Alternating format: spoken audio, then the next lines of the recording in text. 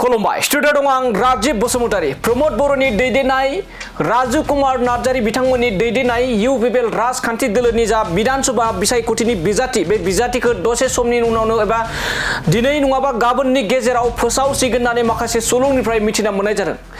नाथाय बे समाव राजु कुमार नार्जारी बिथाङा फैबाय थानाय समाव दतमा बियाबाव थारैनो बिजाथि महरै गसंसिगोन नामा, जेराव गोबां रायजो राजाफ्रा बे समाव गोबां राजखान्थिनि फोथाराव बाथ्राया सोराङाव फैगासिनो दं दि राजु कुमार नार्जारीया माबे विधानसभा बियाबाव बिजाथि गसंगोन होनना बे समाव गोबां बे बाथ्राया सावरायनाय जानाय समावनो राजु कुमार नार्जारी बिथाङा माखासे मानि बाथ्रा बुंथिदों, जेराव बे समाव गोबां सुलुङाव एबा माखासे राजखान्थिनि फोथाराव सावरायनायखौ नुनो मोननाय जादों दि राजु कुमार नार्जारी बिथाङा दतमा बियाबाव फैगौ विधानसभा बिसायख'थियाव इउपिपिएलनि जानानै बिथाङा बिजाथि गसंगोना रोखा होनानै गोबां राजखान्थिनि फोथाराव सावरायनायखौ नुनो मोननाय जादों। आरो बे समाव बेबायदि सोंथि खालामनायाव माबे मोनसे विधानसभा बिसायख'थियाव सोंथि खालामनायाव राजु कुमार नार्जारी बिथाङा रोखा फिननाय होदों दि आं इउपिपिएल हानजानि बाथ्रा बायदियैसो खामानि मावगोन। बे बाथ्राखौ राजु कुमार नार्जारीया फोरमायदों।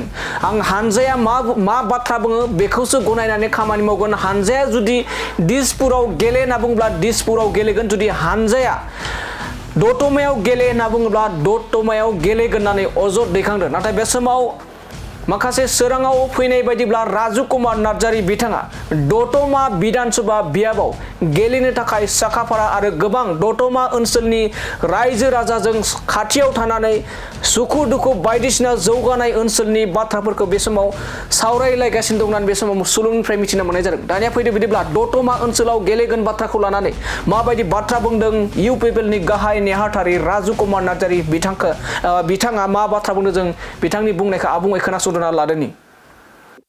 आंनि नामाबो सरसा जादोंमोन।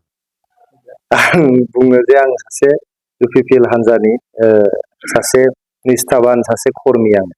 आङो सासे गोसो गुदुं मावथि जोंनि इउपिपिएलनि। आरो गोदोनिफ्रायनो आं बुंबोदों इउपिपिएलनि जानानै आं गोदो इउपिपिएल नङा बिपिपिएफमोन गोदो, बा गुबुन हानजा आरो गोदो एबसुजों सापर्ट होजानाय बिजाथिफोरनि थाखाय आं पस्टार स्टाफ होनाय मानसि।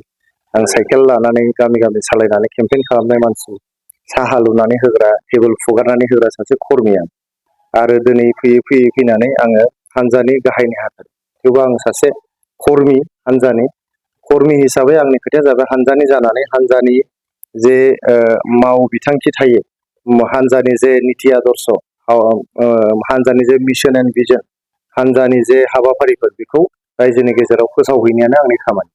हानजाया जुदि बुङोबा आंखौहाय दिसपुराव गेलेनांगौ होमबा आं दिसपुरावनो गेलेगोन। आरो आंखौ हानजाया बुङोबा दतमायाव गेले होमबा आं दतमायावबाबो गेलेगोन। आरो गाबोन जुदि बुङोबा नोङो बिसायख'थिखौ गेलेनाङा होमबा आं गेलेया।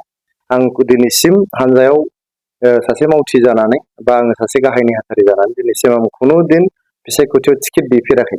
हानजायासो डिसिसन लायो, लिडारशिपआ डिसिसन लायो आं इलेक्सन गेलेनांगौ ना गेलेनाङा। आरो जेखि डिसिसन लिडारशिपआ लाया मानो आं बेखौनो बजबनानै सासे गोसो गुदुं मावथि हिसाबै आं खामानिखौ मावलांगोन होननानैल' बुंनो हायो। दा दिसपुर ना दतमा आं बेखौ बुंनो हाया।